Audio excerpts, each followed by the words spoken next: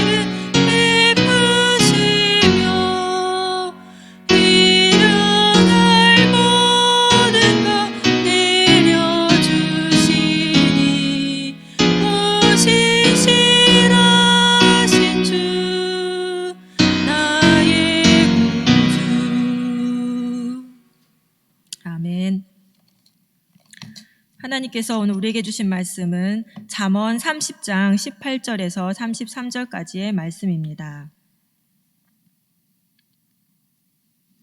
잠언 30장 18절에서 33절까지의 말씀을 함께 봉독하겠습니다.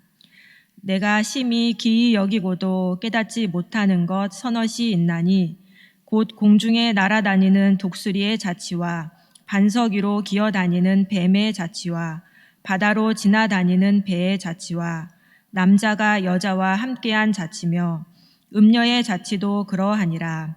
그가 먹고 그 입을 씻음같이 말하기를 내가 악을 행치 아니하였다 하느니라. 세상을 진동시키며 세상으로 견딜 수 없게 하는 것 서너시 있나니 곧 종이 임금된 것과 미련한 자가 배부른 것과 꺼림을 받는 계집이 시집간 것과 계집종이 주모를 이은 것이니라. 땅에 작고도 가장 지혜로운 것 넷이 있나니 곧 힘이 없는 종류로되 먹을 것을 여름에 예비하는 개미와 약한 종류로되 집을 바위 사이에 짓는 사반과 임군이 없으되 다 때를 지어 나아가는 메뚜기와 손에 잡힐 만하여도 왕궁에 있는 도마뱀이니라. 잘 걸으며 위풍 있게 다니는 것 서너시 있나니 곧 짐승 중에 가장 강하여 아무 짐승 앞에서도 물러가지 아니하는 사자와 사냥개와 수염소와 및 당할 수 없는 왕이니라. 만일 내가 미련하여 스스로 높은 채 하였거나 혹 악한 일을 도모하였거든 내 손으로 입을 막으라. 대저 젖을 저으며 버터가 되고 코를 비틀면 피가 나는 것 같이 노를 격동하면 다툼이 남이니라. 아멘. 잠언 30장의 표제는 아굴의 잠언입니다. 그리고 1절은 이 말씀은 아게의 아들 야게의 아들 아굴의 잠언이라는 말씀으로 시작을 하고 있습니다. 우리말 이 잠언으로 번역된 원문인 히브리어는 함마사 네움이라는 이 히브리어는 보통 예언자들이 황홀경에서 말씀을 받는 것을 뜻합니다. 즉 잠언은 신탁의 말씀이라는 뜻입니다. 아굴은 자신의 지혜의 말씀이 신탁의 말씀처럼 신적 계시로부터 비롯되었다고 밝히고 있습니다. 그런데 이 아굴의 정체는 신비에 쌓여 있습니다. 아굴이라는 이름은 구약 본문 어디에서도 찾아볼 수가 없고요. 또 학자들은 그가 이스라엘 사람이 아닌 동방의 현자라고 추측을 하고 있습니다. 그리고 이 아굴이라는 단어가 나는 나그네라는 뜻일 수 있어서 이민자로 살아가는 어떤 사람일 수도 있다라고 합니다. 어쨌든 이 아굴은 수수께끼와 같은 사람입니다. 그리고 자신의 지혜가 신적 계시로부터 비롯되었다라고 처음부터 밝히고 있습니다. 오늘 본문 말씀은 아굴의 잠언 후반부로 15절부터 31절까지의 말씀은 숫자 잠언이라고 말을 합니다. 왜냐하면 선엇이라는 숫자로 묶이는 잠언 모음집이기 때문입니다. 첫 번째 묶음은 18절부터 20절에 기록된 기이한 자취 선엇으로 독수리의 자취, 뱀의 자취, 배의 자취, 남자가 여자와 함께한 자취, 음녀의 자취에 대해서 말씀하고 있습니다. 큰 날개를 펴서 하늘을 날아다니는 이 독수리의 그 흔적은 남지 않기 때문에 독수리가 어떤 경로로 날아다니는지 알 수가 없습니다. 뱀이 모래나 풀 위로 이렇게 지나가면 흔적이 남지만 바위 위로 뱀이 지나가게 되면 흔적이 남지 않기 때문에 뱀이 어떤 경로로 이동을 했는지 알 수가 없습니다. 또 배가 강이나 바다로 지나다니면 처음에는 자취가 남지만 시간이 지나면 그 자취가 사라지기 때문에 배가 어떻게 이동했는지 알 수가 없습니다.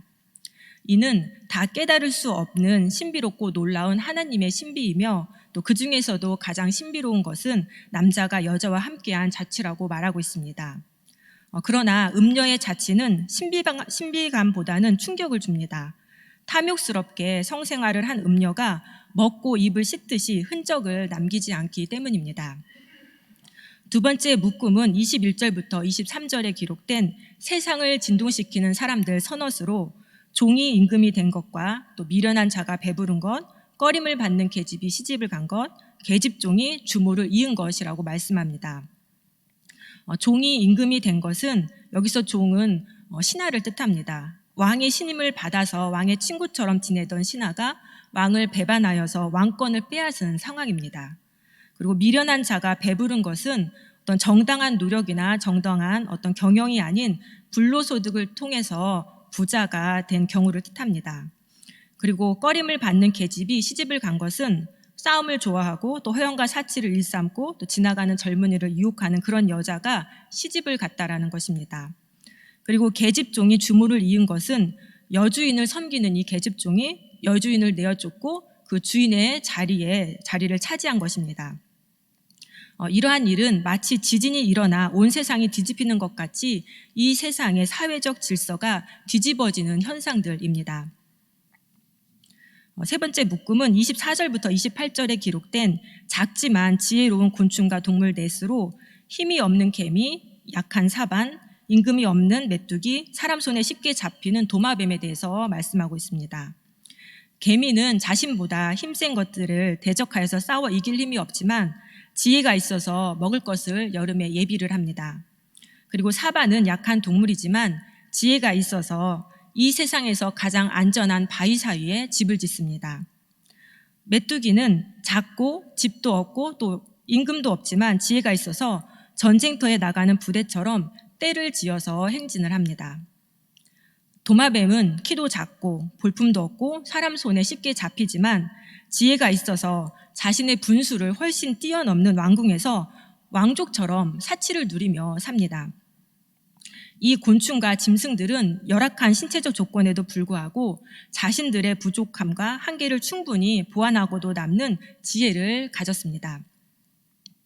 네 번째 묶음은 29절부터 31절에 기록된 위풍당당한 동물 서너스로 사자, 사냥개, 순념소, 당할 수 없는 왕에 대해서 말씀합니다. 사자는 짐승들 가운데 가장 강하고 위험한 동물로 용사가 전쟁터에서 물러서지 않고 모든 적병들에게 호령하듯이 백수의 왕으로서 자신의 위엄을 모든 대적들 앞에서 뽐내며 다닙니다. 그리고 사냥개는 우리말로는 사냥개라고 번역이 되었지만 원래는 수탉을 뜻합니다. 수탉은 암탉들 사이에서 외모를 뽐내면서 걷습니다. 그리고 순념소는 당당한 걸음걸이로 위엄있게 걷습니다. 당할 수 없는 왕은 군악대와 함께하는 왕을 뜻합니다. 이 왕은 백성들 앞에서 자신의 권세를 자랑하려고 군대를 이끌고 행진을 합니다. 마지막으로 32절부터 33절은 결론적 잠언으로 미련하여 스스로 높이고 악을 도모했다면 손으로 입을 막으라 라고 권면합니다. 즉시 무조건 침묵하고 하던 일을 멈추라 라는 뜻입니다. 왜냐하면 우유를 누르면 엉긴 우유가 나오고 코를 비틀면 피가 나오듯이 분노를 격동하면 다툼이 일어나기 때문이라고 말합니다. 아굴의 잠언은 미련한 일을 하지 말라라는 권면으로 마무리를 하고 있습니다. 이렇게 본문을 이해할 때 오늘 본문에서 하나님은 어떤 분이십니까? 하나님께서는 동물과 곤충을 통해 삶의 지혜를 가르치십니다. 첫째로 하나님께서 가르쳐 주시는 삶의 지혜는 겸손입니다. 하늘을 날아간 독수리의 자치와 바위 위를 지나간 뱀의 자치, 또 바다 위를 지나간 배의 자치와 남자와 여자가 함께한 자치는 신기하고 놀라운 것이며 아무리 지혜로운 사람이라도 그것을 다 깨닫고 알 수가 없습니다. 하나님의 섭리를 다 깨달을 수 없다라고 고백한 그 욥의 고백과 같은 맥락입니다. 하나님의 창조 섭리 앞에서 인간은 겸손해질 수밖에 없습니다. 과학이 발달하여서 오늘날에는 우주까지도 날아가고 있지만 인간은 오늘 있다가 내일 아궁이에 던져질 들풀, 아주 하찮은 그 들풀도 어떻게 나고 자라는지 알지 못하는 존재입니다. 그러니 온 우주 만물의 창조주이신 하나님 앞에서 인간은 겸손할 수밖에 없습니다. 둘째로 하나님께서 가르쳐 주시는 삶의 지혜는 자족입니다. 스스로 만족하는 것입니다. 개미, 사반, 메뚜기, 도마뱀은 아주 작고 힘이 없는 존재들입니다. 그래서 그들을 둘러싼 환경은 마치 살기 힘든 각박한 세상과 같습니다. 그러나 이 곤충과 동물들은 자신들에게 주어진 신체적 조건과 그리고 환경에 완벽하게 적응하면서 살고 있습니다. 하나님께서 열악한 조건과 한계를 보완할 수 있는 지혜를 주셨기에 자신들의 약함과 한계까지도 만족하면서 살고 있는 것입니다. 바울이 어떤 처지에서도 자족하는 법을 배웠다라고 했던 고백과 일맥상통하는 삶입니다. 개미, 사반, 메뚜기, 도마뱀은 하나님께서 주신 지혜로 자족하며 살고 바울은 내게 능력 주시는 분, 즉 예수 안에서 배부름과 배고픔과 풍부와 궁핍에 다 적응하며 살았습니다. 셋째로 하나님께서 주시는 삶의 지혜는 자신감입니다. 사자, 수탉, 순념소, 당할 수 없는 왕은 자신들이 가지고 있는 것으로 인해서 위풍당당하게 걷습니다. 사자가 위엄을 뽐내며 당당하게 걷는 것은 강하고 날카로운 이빨과 멋진 갈기 때문이며, 수탉이 암탉들 사이에서 당당하게 걷는 것은 멋진 닭벼슬과 아름다운 깃털 때문이며, 순념소가 당당하게 걷는 것은 강한 뿔과 기품 있는 수염 때문이며, 왕이 백성들 앞에서 당당하게 걷는 것은 그가 거느린 군대 때문입니다. 이 동물들은 신체적으로 우월한 조건만으로도 자신감이 넘쳐서 아주 위풍당당하게 걷습니다. 그렇다면 그리스도인들은 어떨까요? 그리스도인들은 창조주이신 하나님을 아버지로 섬기며 또 그 하나님의 자녀가 된 사람들입니다. 이 사실 하나만으로도 그리스도인들은 어떤 조건에서도 자신감을 갖고 당당하게 살 수가 있습니다. 이런 하나님을 알 때 오늘 본문 말씀이 우리에게 주시는 교훈은 무엇입니까? 미련한 일을 멈추고 겸손히 자족하며 당당하게 살게 하소서입니다. 아굴은 잠언의 마지막 결론으로 32절에서 만일 내가 미련하여 스스로 높은 채 하였거나 혹 악한 일을 도모하였거든 내 손으로 입을 막으라 라고 말합니다. 여기서 미련한 일은 스스로 높이는 것이며 또 악한 일을 도모하는 것입니다. 그리고 미련한 일에 대한 구체적인 예가 바로 21절과 23절에 기록되어 있는 말씀입니다. 종이 임금된 것과 미련한 자가 배부른 것과 꺼림을 받는 계집이 시집간 것과 계집종이 주모를 이은 것이 바로 미련한 일입니다. 이 네 가지 예는 모두 낮은 지위의 사람이 더 높은 자리에 오르거나 좋은 자리를 차지함으로 사회 질서를 무너뜨리는 경우입니다.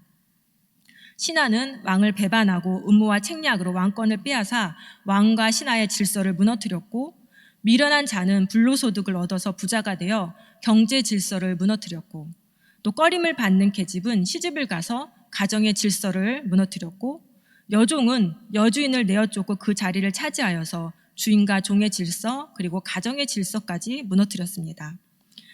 이런 일이 일어나는 이유는 사람이 갖고 있는 교만한 마음과 욕심 때문입니다. 교만한 마음 때문에 스스로 높은 채 하게 되고, 또 욕심 때문에 악한 일까지도 도모하게 됩니다. 미련한 일은 하나님께서 세우신 그 질서를 파괴하는 행위입니다. 그러하기에 미련하여서 스스로 높은 채 하거나 악한 일을 도모했다면 내 손으로 입을 막으라 라고 말합니다. 무조건 침묵하고 하던 일을 멈추라고 합니다. 그 미련한 일을 더 확산시키지 말라는 뜻입니다. 왜냐하면 우유를 누르면 엉긴 우유가 나오고 코를 비틀면 피가 나오듯이 분노를 격동시키면 다툼이 일어나기 때문입니다. 미련한 일에 입을 막아 멈출 줄 아는 것이 바로 지혜입니다. 아굴은 사람이 교만과 욕심 때문에 미련한 일을 할 수도 있다라는 가능성에 대해서 열어놓고 있습니다.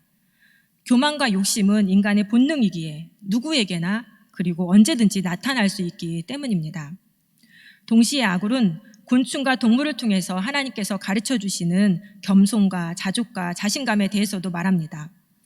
하나님의 신비한 창조 섭리 앞에서 겸손할 줄 알고, 또 어떤 상황에서든지 스스로 만족할 줄 알고, 아버지신 하나님 때문에 당당한 자라면 미련한 일을 하지 않을 수 있기 때문입니다. 우리는 미련한 일을 하여서 다툼을 일으키는 삶을 살 수도 있고, 또 하나님이 가르쳐 주시는 삶의 지혜를 얻어서 겸손히 스스로 만족하면서 자신감 넘치는 삶을 살 수도 있습니다. 어떤 삶을 선택하느냐는 바로 나 자신의 몫입니다. 그렇다면 여러분은 어떤 삶을 선택하시겠습니까? 미련한 일에 대해서는 즉시 멈추는 지혜를 가질 수 있도록 강구하시고, 겸손히 자족하면서 당당하게 살아가는 저와 여러분이 되기를 간절히 소망합니다. 사랑의 하나님, 오늘도 하루를 허락하여 주시고 첫 시간을 하나님 앞에 나와 예배하고 기도하게 하시니 참으로 감사합니다. 지혜의 말씀을 듣고 결단하며 세상으로 나아가지만 우리는 연약하여서 다시 교만과 욕심에 사로잡힐 수 있습니다. 하나님, 우리를 긍휼히 여기사 미련한 일에는 멈춤의 지혜를 주시고 만물의 창조주이신 하나님 앞에 겸손히 그리고 자족하며 하나님 때문에 당당하게 오늘도 살게 하여 주시옵소서. 감사하며 예수님의 이름으로 기도드립니다. 아멘. 여호와는 내게 복을 주시고 너를 지키시기를 원하며 여호와는 그 얼굴로 내게 비추사 은혜 베푸시기를 원하며 여호와는 그 얼굴을 내게로 향하여 드사 평강 주시기를 원하노라. 아멘.